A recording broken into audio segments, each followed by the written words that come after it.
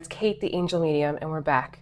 I took the day off yesterday. It was my kid's first full day back in school, and it it took a lot out of me. Even though they weren't here, it was like the whole like getting them ready and packing lunches and getting them off to school, and then I went to the gym and by the time and honestly, it was more of like an emotional blank. I really think Archangel Michael just wanted me to focus on family and home, and I ain't mad at it because and I really missed my kids when they were gone. And yeah, it's a big shift. We're moving into a whole new uh, energy and phase right now in the channel.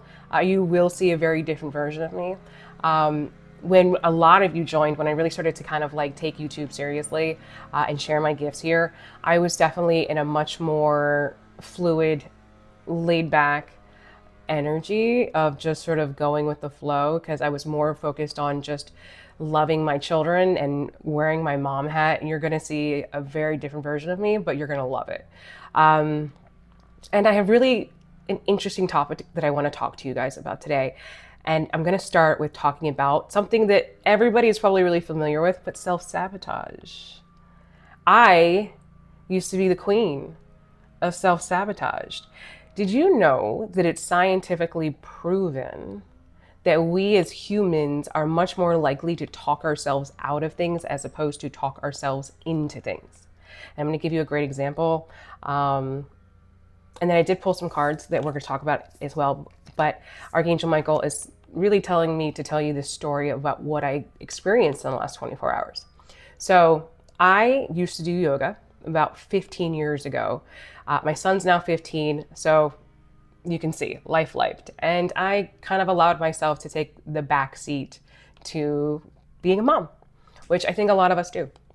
And I have no regrets, although it has been a lot harder for me now to prioritize myself because I've gotten very comfortable in the role of mom. But I had told myself a few nights ago that I was going to be brave, be courageous, and I was going to go back to yoga. Yeah. And so I can't tell you how the last few days, up until the moment of I went this morning, I thought of every excuse in the book to not go. Even Monday night when I said, I don't have a yoga mat. I can't go. So I said, no excuses, girl. And I got my booty in the car and we ran over to TJ Maxx and I got a yoga mat, put it in the back of the car and went home and made sure I laid out all my clothes for the next day, did my best to go to early. And I was like, okay, we're going to yoga. We're going to yoga. We're doing the thing. It didn't stop there. The self-sabotage was loud. I dropped my kids off at school. I dropped my son off or no, my daughter off, and then I'm heading straight to this brand new yoga studio that I've never been to before, obviously. And I never forget, I had some time to kill in the parking lot. And I'm not gonna lie, I was panicking. I was like, oh my God, ew, new people. This is intimidating. This is scary, right? But up until the very last second, I just had to just be like, girl, you're going. You're going. You're here, you have your yoga mat, you're going. So I walk in the room. Of course, they were lovely. I had a great yoga session. It was perfect. It was exactly everything I needed and then some. Was it challenging? Yes. Absolutely. Am I going back? Yes, because I made a commitment to myself for the next 2 weeks. I'm going twice a week and I'm committing to myself.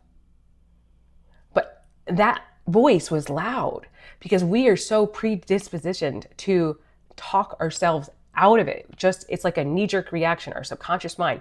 We've always kind of just been in the space of looking for reasons or excuses for why we can't do things. That we have to be so radically accountable and look for all the reasons for why we can do something. And I had to. And I had to force myself to do it because it was really out of my comfort zone. I mean, I remember sitting in the car and panicking and being like, I could literally just go home right now. And in the past, I might have. In the past, I absolutely have, where I got all the way to a place and then it was so overwhelming, I panicked and I went home. But not this time. We're not doing that anymore. Because here's the thing about success. And this is something that Archangel Michael taught me years ago. People who are successful are willing to do the things they don't want to do. Because they understand that there's going to be a whole bunch of stuff in their journey to self-mastery or perfecting your process, whatever you want to call it. There's going to be a whole lot of things you don't want to do, but they're necessary. They're so necessary. I don't always want to meditate, but I know that it's important for my energy to get grounded and clear my aura, especially with the amount of energies that I touch every day and how many energies touch me. There are plenty of things. I don't like doing laundry. In fact, I hate doing laundry. And I won't lie, I don't even put socks away or pair them. I hate laundry that much that every single person in my family has a sock box. And I throw everybody's socks in the sock box, and you're on your own.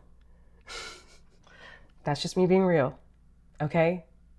But the biggest lesson here in self-sabotage is understanding that it's the old version of you, and you're listening to the old version of you, and you're not allowing the favorite version of you call the shots. Because your favorite version of you gets their hands dirty, right? They do the things that you want to get to where you want to be, or even if you don't want to do it. See, most people in life don't want to do hard things.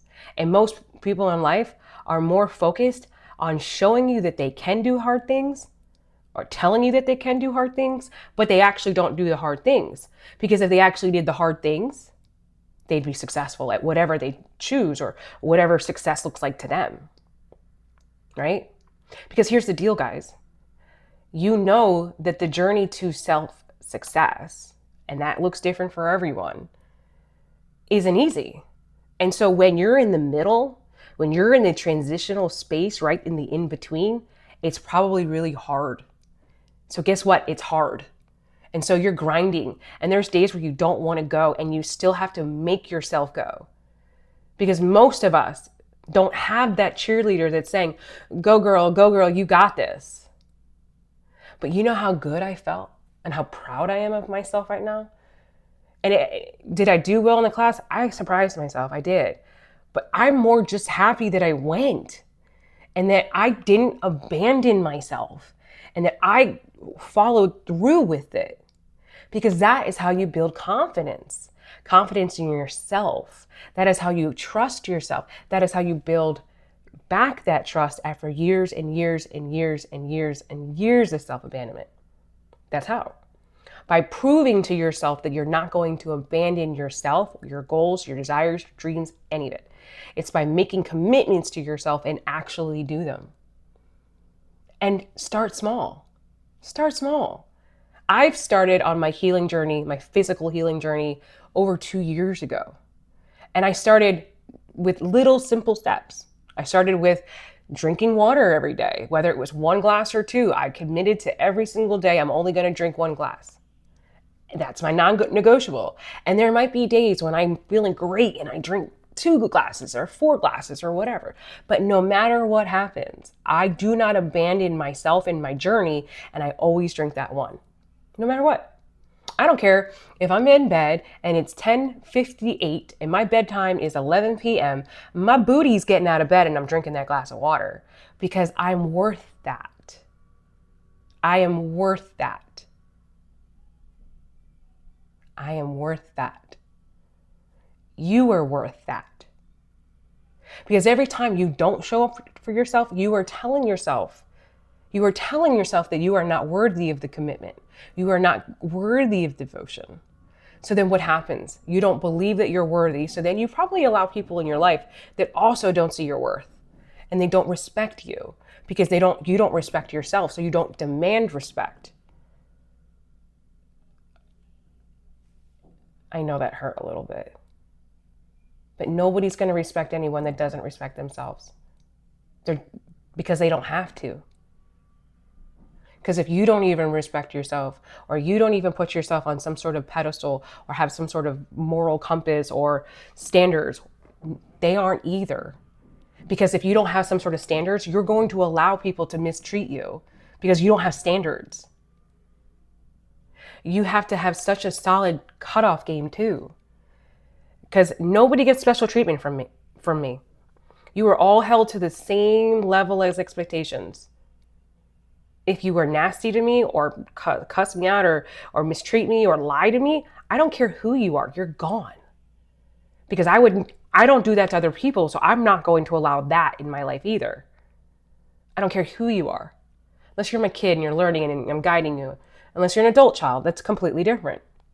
See, many of you, and this is what I saw on the cards as soon as I sat down, grew up in environments where you were not raised by people that loved themselves, whether it was your mother, your father, whoever. And when you don't grow up in a home where you're exposed to someone that is constantly on a growth journey or learning to love themselves or already just actively, confidently loving themselves, you're not going to know how to do it. And so you become an adult with no boundaries, no standards. And all of a sudden you're like, I have to go on this self-love journey, and you're in your 20s, 30s, 40s, 50s, whatever, 60s. It's never too late, because I'll be real with you, most people never wake up and most people never do it. So the simple fact that you're watching this video right now already shows that you're either a chosen person, an earth angel, a healer, because you know what you're capable of. You just need guidance. You just need wisdom. That's it. You just need those little puzzle pieces to help you kind of create the vision that you're trying to connect to. Because here's what life looks like for most of us. Most of us, it's like a puzzle, but we don't know what that big, beautiful picture looks like at the end of the day. And so you have all of these puzzle pieces, and you're having a hard time taking all of these separate little puzzle pieces and put them together when you don't even know what it looks like. And you're having to work with not ideal situations either. It's like you're sitting at a table that's shaking, right? And every single time you kind of put a puzzle piece together and you figure something out, you find more puzzle pieces and the picture gets bigger. And you're like, oh my God, what do I do? It's a lot. It's overwhelming. It's a lot. So here's the thing. You have to shift out of this mindset of trying to prove yourself to anyone, including yourself, and just show up every single day perfecting your life, mastering your life. And that's going to look differently for everyone. But it's about figuring out where your puzzle pieces go every single day. And finally finding that vision and accepting and allowing yourself to want what you want. Do you want to know why most of you don't know what you want? I'm not going to hold your hand, and this might hurt a few of you. The reason you don't know what you want in life is because you've been so busy people pleasing that every decision you make is about everyone else. I use this example with most of my clients, especially my clients that are mothers and wives. And I say, when was the last time you actually sat down and did a meal plan or decided what you wanted to eat without worrying about everybody else's opinions? When was the last time you cooked your favorite meal? Or is it always what your kids want or your husband wants or whoever? But when was it about you? Everything you've done in your whole life is about everyone else because you're a people pleaser or you're a recovering people pleaser and you're abandoning yourself every single day. Of course you don't know what you want, because when would have you actually sat with yourself and gave yourself the permission to let yourself want what you want? And many of you, the reason why you won't do it is because you're so afraid to want it in the first place, because you know subconsciously or even consciously you're going to abandon yourself again, because that's all you ever done. I had this conversation with my husband the other day, and I said, you want to know why you're obsessed with me, babes? Because everything that I say I'm going to do, I did it. Was I successful at every single thing I did? No, not at all. But I did it. And some things worked and some things didn't. And that's okay. But everything I told him I was going to do, I did it. And that's also why I'm obsessed with myself.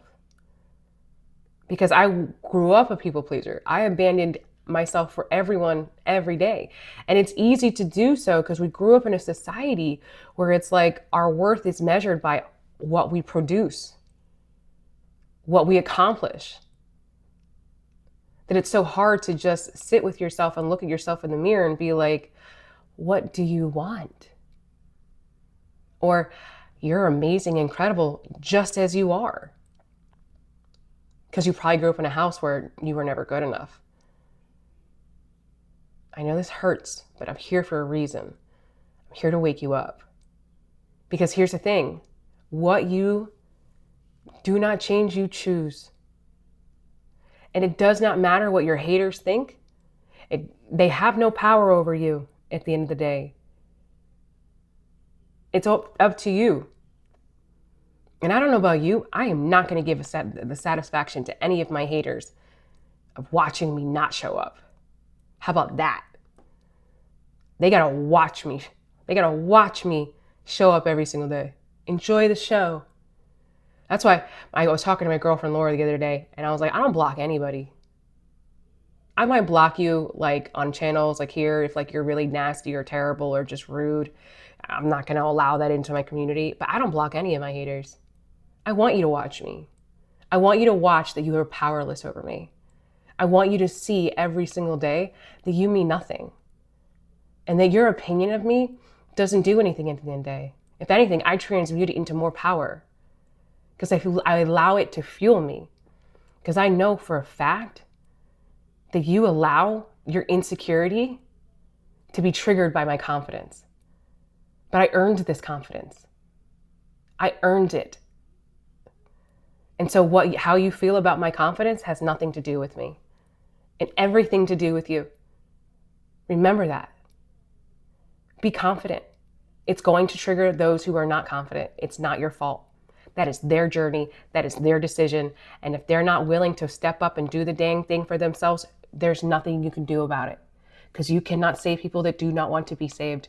They are so happy and content and comfortable playing the victim. They love it. They love the attention that is associated with being the victim. They love it. They eat it. It's delicious to them.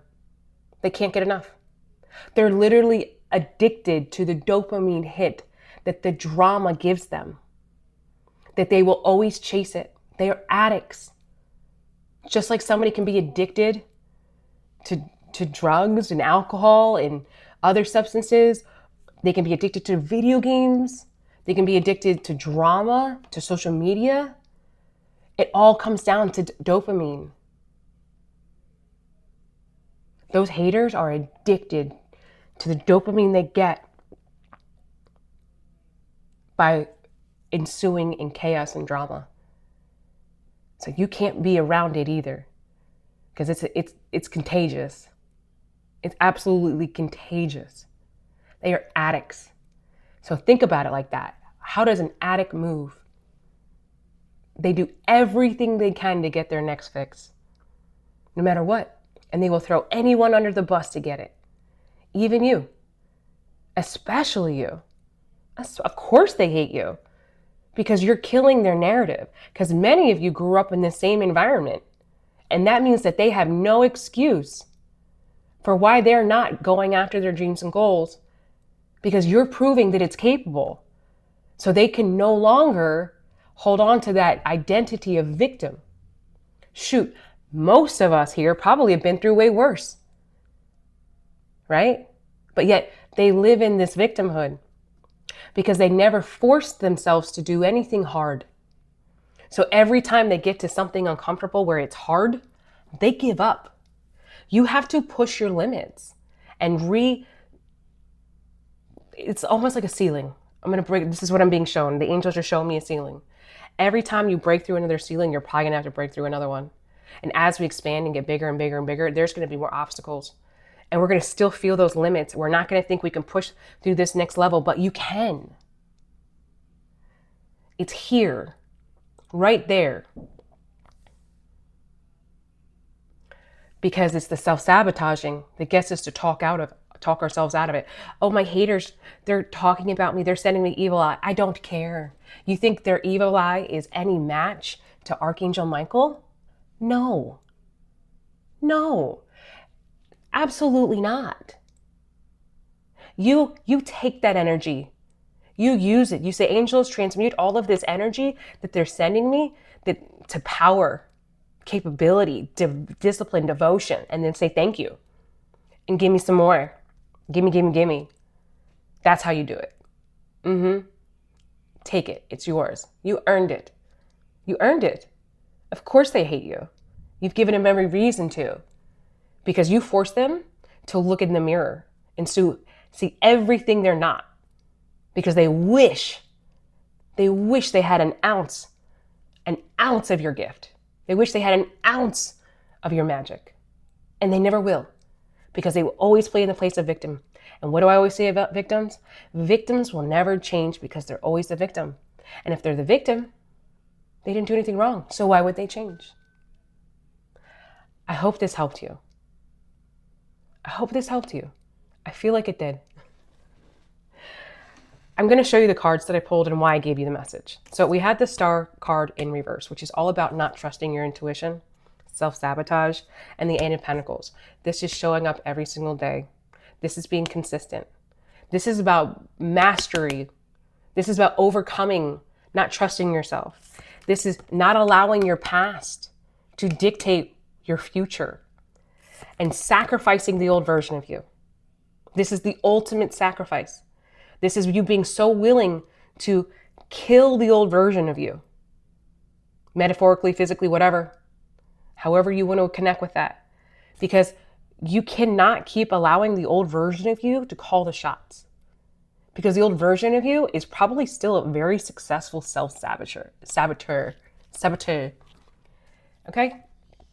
And the bottom of the deck was this, the Two of Cups, which is all about connection and collaborations. You don't got to do this alone. Your angels always have your back. You keep giving them something to work with, though. Okay? You keep giving them something to work with every day because you're worth it. I believe in you. Your angels believe in you. And this is your permission right now to prioritize yourself. But here's the thing. I'm not going to lie to you. You're going to feel guilty. That's not a bad thing. Guilt just means that you care so deeply about people that you feel bad about maybe not putting them first anymore. That's not bad. That just means you have a big, beautiful heart. But I need you to have that same compassion and love for yourself. Because it's time and you deserve it. And that's what your angels want. That's the next step in your journey. The next step in your journey is you. You are the project. It's you. That's your purpose coming up. That is the journey. Because the major generational curse right now that you're navigating, the big one, is the abandonment issue. Are you going to keep abandoning yourself just like everybody else abandoned you? Are you going to perpetuate the abuse? Because what you don't understand is this. You are now your own abuser. And you are continuing the generational curse. So it's either going to be you that breaks it or the next generation. So if you got kids, it's them. Or if you plan on having kids, it's them. Understand that. So either it's going to be you or it's going to be them. Because it was probably supposed to be your parents and they didn't do it. So now it's your turn. But you can do it. That's why you're here. That's why you found me. That's why you have such a deep attachment to angels. Because that's why they're here. To help us, guide us, protect us. Okay? I love you guys so much. I want this for you so badly. You can do it. Talk yourself into the things that you want and actually figure out what you want and allow yourself to want it. Okay? I will see you guys tomorrow. I want you to put your favorite color in the comments.